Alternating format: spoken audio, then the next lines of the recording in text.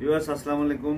এই ভিডিওটাতে দেখেন আমরা ইন্সপেকশন রুমে যখন কার্টনটা আনি ইন্সপেকশনের জন্য, ইন্সপেকশন করার পরে আমরা যখন যে ইন্সপেকশনের সময় যখন কার্টনগুলো যখন খোলার পরে যে গুডস বাইর করে কি করে পলিগুলো এলোমেলো ভাবে রেখে দেয়, তখন পলিতে ক্রাশ মার্ক হয়ে যায়। তো পলিতে যদি ক্রাশ মার্ক হয় এটাও কিন্তু একটা ডিফেক্ট, আর এটা কাস্টমারের কাছে গেলে কাস্টমাররা কিন্তু এটার জন্য যদি কখনো যদি ক্লেম চার্জ ব্যাক করে আপনি এটা দিতে বাধ্য। সেজন্য যখনই আপনি গুডস যখন নিয়ে ফেলবেন, যখন কার্টনের ভিতর থেকে গুডস দিবেন, এইভাবে করে পলিগুলো বাজ করে রাখবেন। ঠিক আছে, একটা দেখাচ্ছি, কার্টন একটা খুলেন। যখন এই কার্টনটা খুলতেছে দেখেন,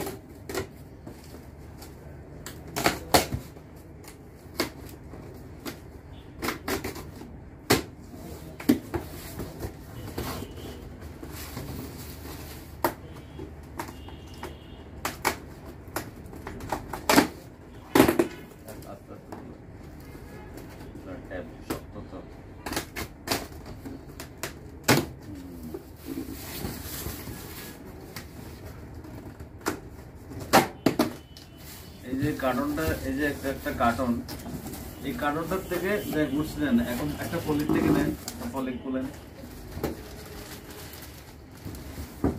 রাখবেন। আমার একটাই গুডস নিব, যখনই নিব আমি পলিটাই যে সুন্দর করে গামটা খুলে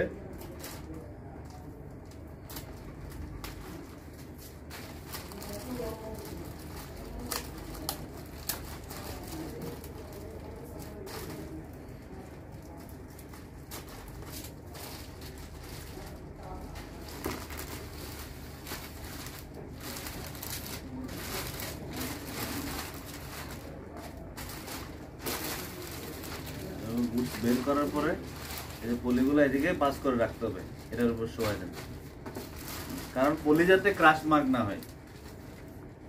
দেখছেন ভিউয়ার্স, ভিডিওটা ভালো লাগলে পাশে থাকবেন। ধন্যবাদ।